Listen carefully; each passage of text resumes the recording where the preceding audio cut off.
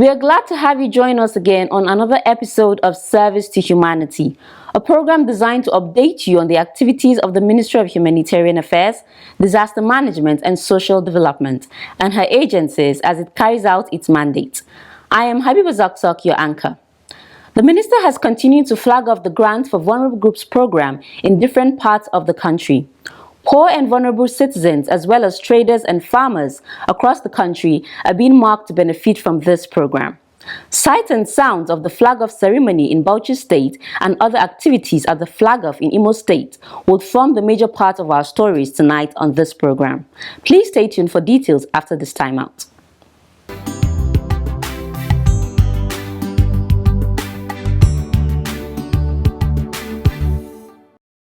Our first stop will be the Management Diary, where we bring you news from the Humanitarian Ministry and her agencies. In our lineup, Minister calls on Imo State government to emulate federal government humanitarian programs and policies, just as federal government inaugurates organizing committee for upcoming Nigeria International Humanitarian Summit. Let's have those stories.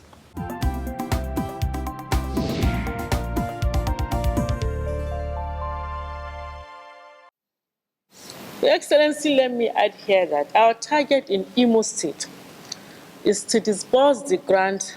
Minister of Humanitarian Affairs, Disaster Management and Social Development, Hajia Sadia Umar Farouk, has called on state government to emulate federal government humanitarian programs, policies and projects in order to amplify social inclusion. The minister made the call when she paid a courtesy visit to the Imo State Governor, Senator Hope Uzodinma, at the Imo State Government House in Owerri, the state's capital city. Stating the purpose of her visit to Imo State, the minister reminded the governor of the initiation of a poverty reduction program called the National Social Investment Programs by the President Buhari administration, which seeks to empower poor and vulnerable Nigerians. So here today we are to witness the consolidation of the National Social Investment Program designed by the federal government under President Muhammadu Buhari. This program is to specially and effectively give a lifting hand to some of our poorest and vulnerable citizens. The program is being implemented in close partnerships with the state government, and this effort is a clear demonstration of our collective commitment to address poverty, which is the core developmental challenge confronting us as a nation. She further stated that the Buhari administration has maintained commitment towards generating solutions to challenges faced by the poor and vulnerable citizens of Nigeria. Since the inception of President Muhammadu Buhari's administration in 2015, when it inherited a national poverty incidence level averaging 70%, according to MBS, the federal government has paid more attention to generating solutions to address the plight of the poor and vulnerable in the country, despite other economic challenges the administration inherited.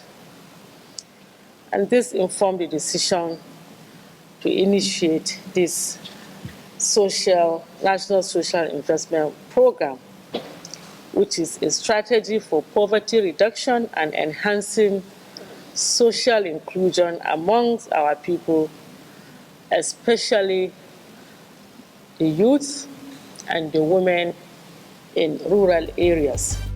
In his response, Governor Hope Uzodinma, while appreciating the federal government, stated that the people of Imo State have felt the positive impact of the National Social Investment Programs.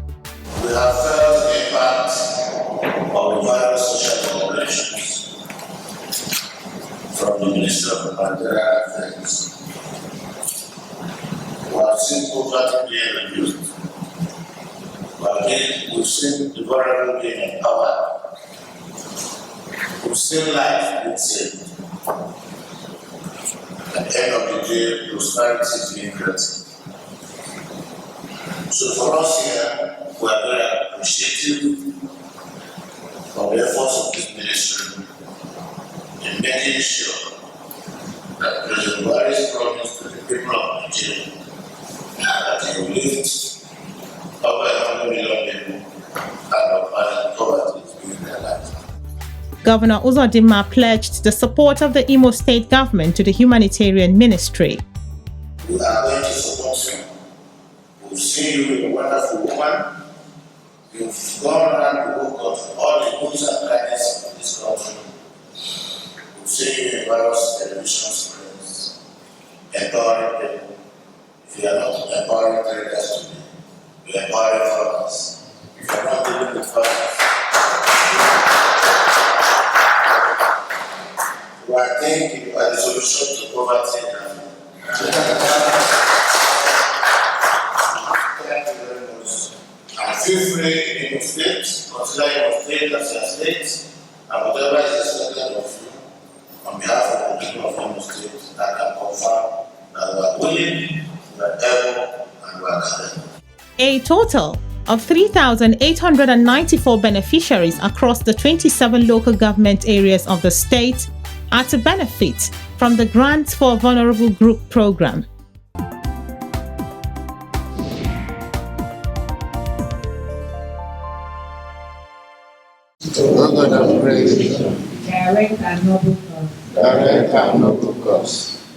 The Federal Ministry of Humanitarian Affairs, Disaster Management and Social Development has inaugurated a planning committee to oversee the organizing and successful hosting of the upcoming Nigeria International Humanitarian Summit. The committee was inaugurated by Permanent Secretary of the Ministry, Dr. Nasir Sani Gwarzo, who was represented by Alhaji Ali Grema, Director, Humanitarian Affairs of the Ministry. According to Grema Ali, President Muhammadu Buhari has approved the hosting of the Nigeria International Humanitarian Summit, and the event is scheduled to hold from 16th to 19th of October 2022 at the State House Banquet Hall and the NAF Conference Center, Abuja. His Excellency President Muhammadu Buhari, GCFR, has also graciously confirmed his participation in person at this important event. The summit is expected to showcase the tremendous achievement of this administration in the humanitarian sector, and will also have in attendance the members of the Federal Executive Council, top government of functionaries, distinguished Nigerians, and other humanitarian actors, both local and international, at the opening in Nigeria. Grema challenged the members of the committee to commit themselves into the assignment given to them so as to ensure a successful and hitch-free summit. We must therefore ensure that all other pending issues are also adequately prepared for and concluded 1 week before the commencement of the date of this summit, i.e. 16th of October 2022. Chairman of the committee and Director, Planning, Research and Statistics at the Ministry, Mr. Peter Nwakwa, said this would be the first time the ministry is coming up with such a summit and promised that the committee would do its best to deliver as expected. We are going to do our best to liaise with the consultants. We have a consultant, Gravity, which is helping us to organize this summit. Members of the committee were drawn from the ministry, its agencies and other partners made up of the Presidency, Brevity Anderson Consultancy, and the National Emergency Management Agency, NEMA. Other members include National Senior Citizens Center, NSCC, National Commission for Persons with Disabilities, NCPWD, Northeast Development Commission, NEDC, among others.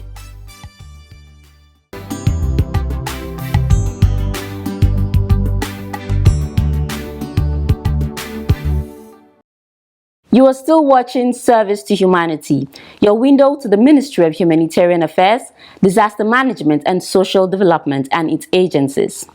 The new baby of the ministry is the Grant for Vulnerable Groups, formerly known as the Grant for Rural Women. It's a branch of the Conditional Cash Transfer Cluster of the National Social Investment Programs, and it seeks to be a tool used by this administration to uplift the poor and vulnerable, as well as traders and farmers in the country. The Honorable Minister of Humanitarian Affairs, Hajia Sadia Umar Farouk, has taken time to visit different states of the Federation to personally see the implementation of this program, and one of her latest visits was to Bauchi State. Let's see how it went.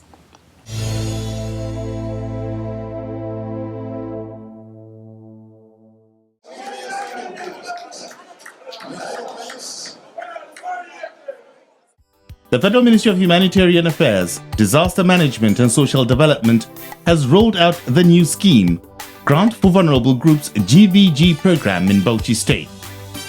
Over 5,000 beneficiaries have been marked to receive 20,000 naira each across the 20 local government areas of the state under the scheme. GVG, which was introduced in 2020 by the Buhari administration, is a project designed to provide a one-off cash grant of 20,000 naira to the poorest and most vulnerable Nigerians across the 36 states, including the Federal Capital Territory. All these programs are geared towards poverty reduction. At the flag-off of the disbursement of the grant to the vulnerable groups and the inauguration of other programs, Minister of Humanitarian Affairs, Disaster Management and Social Development, Hajia Sadia Umar Farouk, said the purpose of the flag-off was to support people of Bauchi State, especially women and youths, to fulfill part of the vision of the federal government's project in lifting over 100 million Nigerians out of poverty by the year 2030. Distinguished ladies and gentlemen, these programs that we're gathered here to witness the consolidation of the National Social Investment Program that was created by His Excellency President Muhammadu Buhari in 2016, and were specially and effectively giving a lifting hand to many of the poorest and vulnerable citizens of this country. And all these programs are geared towards poverty reduction, poverty alleviation. Farouk further added that the program is targeted at vulnerable groups with the objective of enhancing their entrepreneurial activities for self-reliance, wealth creation, and job creation for others. The minister also spoke on other empowerment programs such as the flag-off of payment of 50,000 naira grant to selected IDPs under the Youth Empowerment and Social Support Operations, among others. We are also here to give sensitization and awareness materials to our National Homegrown School Feeding Program vendors. We are also here to flag up the digitized payment of the conditional cash transfer. Those people who hitherto we give cash to are now in the banking system, they are banked, and we are going to demonstrate that. And what this means is that these people can go to the bank and deposit money or withdraw money, mobile money, wallet, to also withdraw money.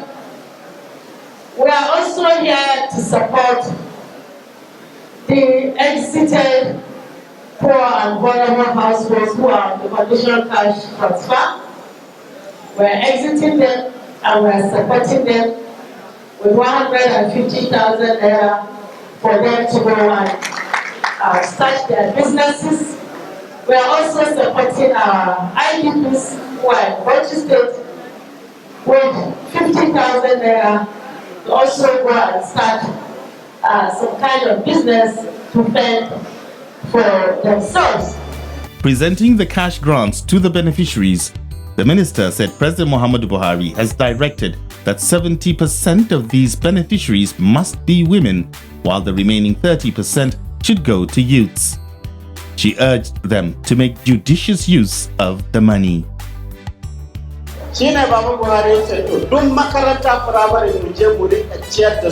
Also addressing beneficiaries at the event, National Coordinator of the National Social Investment Program, NSIP, Engineer Umar Pindur, lauded the impact of such initiatives in economic and societal growth, describing it as beneficial to both the poorest and vulnerable in the society.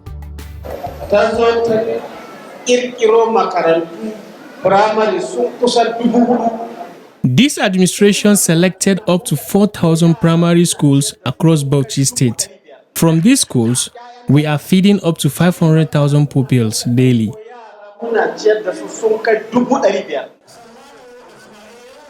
One major activity that took place during the flag-off was the rollout of loan disbursements under the JEEP 2.0 to beneficiaries under various categories of the program like trader money, market money, and farmer money. We are monitoring you from Abuja, so make sure you do your work. Apart from flagging off the Grant for Vulnerable Groups program, the ministers performed other functions. She gave employment letters and tablets to those employed as independent monitors under the second phase of the program. We are monitoring you from Abuja, so make sure you do your work. Otherwise, stipends we are supposed to pay you, which is 30,000 naira, will be stopped. We have a dashboard over there that will also monitor what you are doing. So please, congratulations and discharge your responsibility. Women who serve as food vendors and cooks under the Homegrown School Feeding Program also received sensitization materials for their smooth operation. Similarly, a digitized cash transfer payment system for the Conditional Cash Transfer Program was also inaugurated to pave way for smooth, transparent, and accessible database to make disbursement of funds for beneficiaries seamless.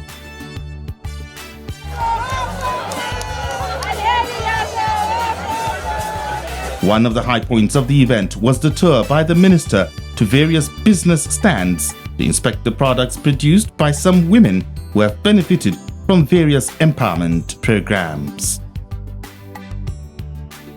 Since the inception of the National Social Investment Program, it has helped in shaping and uplifting the economic status of beneficiaries. How has the cash grant program impacted on the livelihood of the beneficiaries? Some of them are full of gratitude and appreciation, and they had this to say. I feel excited because of the program is better and it's somehow very attractive. This program is an inclusive program. They consider people with disability, so the slot given to person with disabilities is more than the minimum requirement of the discrimination against person with disabilities prohibition law. Thank you, Minister. Thank you, Baba Buhari. May Almighty Allah bless you all.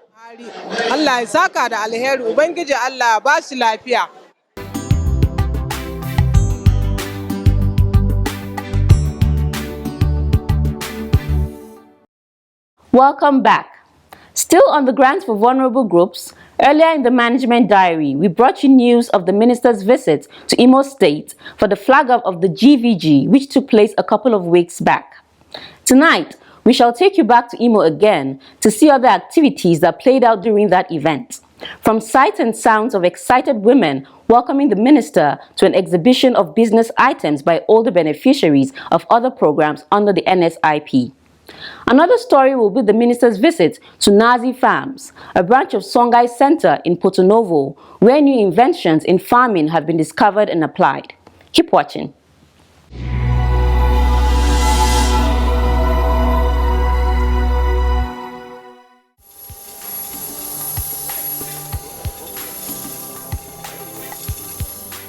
It was a beautiful and bright morning in Owerri, the capital city of Imo State, when the Minister of Humanitarian Affairs, Disaster Management and Social Development, Hajia Sadia Umar Farouk, arrived. There, she was welcomed with songs of praises by women of Imo State.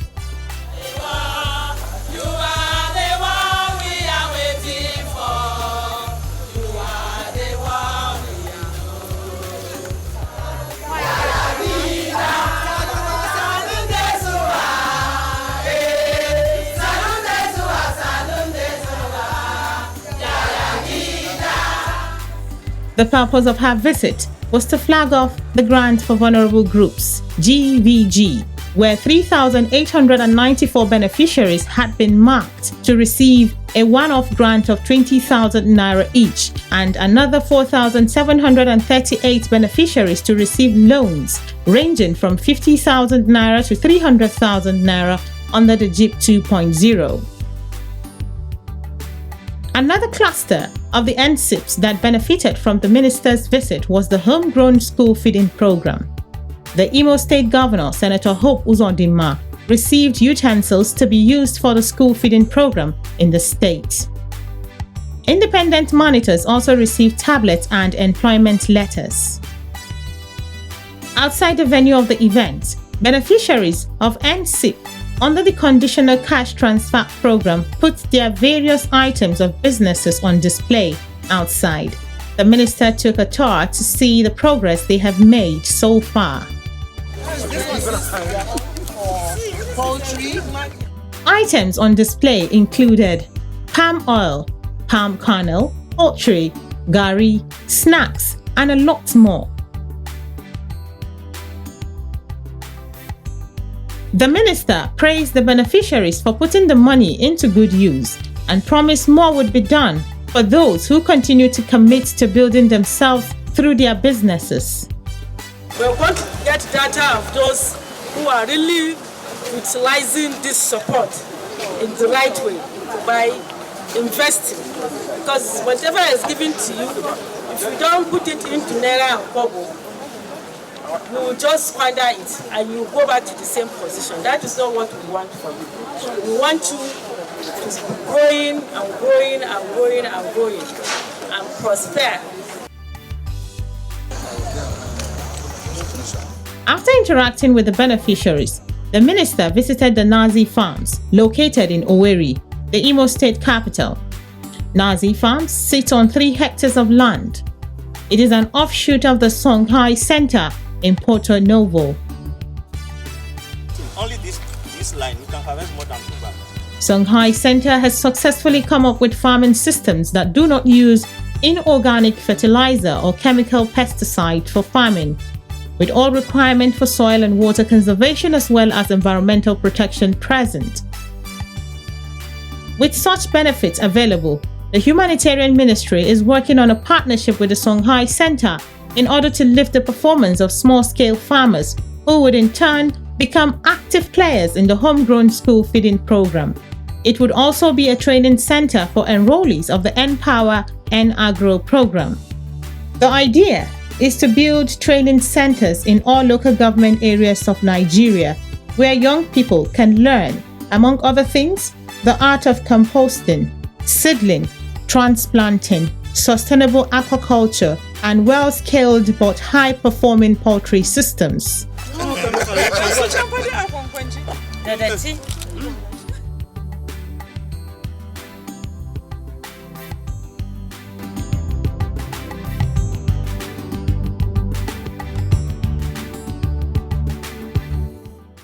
And that's our package on this episode of Service to Humanity.